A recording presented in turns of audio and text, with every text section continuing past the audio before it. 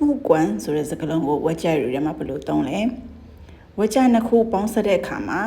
ဘလို့အခြေအနေပဲဖြစ်ပေါ်လာပါစေနောက်လာမယ့်ဝကြမှာပါတဲ့အကြောင်းအရာကိုလွှမ်းမိုးတက်ရောက်မှုမရှိဘူးဆိုတဲ့အကြောင်းအရာကိုဖော်ပြတဲ့အခါမှာ不管လေးသုံးပေးပါတယ်အပြောမှသုံးရပါတယ်ဥပမာပေးထားတဲ့ဝကြလေးတွေကိုလေ့လာရအောင်不管天气多么不好他每天都坚持跑步ရာသီဥတုဘလောက်ပဲဆိုးရွားနေပါစေသူကတော့နေ့တိုင်းပြေးတယ်不管你怎么说我还是决定出国留学နင်ဘလို့ပဲပြောပြောငါကတော့နိုင်ငံခြားကိုကျောင်းသွားတက်ဖို့လို့ဆုံးဖြတ်ထားတယ်不管遇到什么困难我们都要坚持下去ဘလို့အခက်ခဲတွေနဲ့ပဲကြုံကျွန်တော်တို့အားလုံးလှုပ်ဆောင်နေကြအရာတွေကိုဆက်လက်ဆောင်ရွက်သွားဖို့လိုပါတယ်不管他有没有时间我都要跟他说清楚သူ့မှာအချင်းရှိမရှိငါကတော့သူ့ကိုရှင်းအောင်ပြောရမှာပဲ不管价格多贵他都想买那件衣服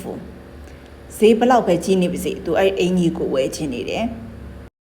不管别人怎么评价你你都要相信自己သူများတွေကဘလို့ပဲဝေဖန်အကဲဖြတ်ကြပါစေမင်းကိုယ့်ကိုယုံကြည်ဖို့လိုပါတယ်不管你愿不愿意这些都是事实မင်းဆန္ဒရှိမရှိဒါတွေအားလုံးကအမှန်တရားတွေပဲ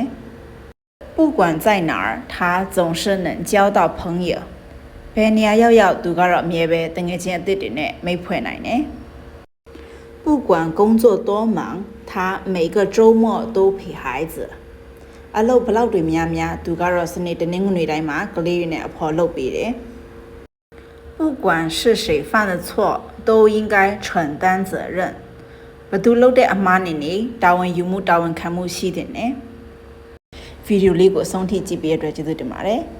တခြားကိုသိချင်တဲ့စကားလုံးလေးတွေကိုသိချင်တာရှိရင် comment မှာမေးခဲ့ပေးပါနော်နောက်ဗီဒီယိုမှာပြန်ဆုံပါမယ်再见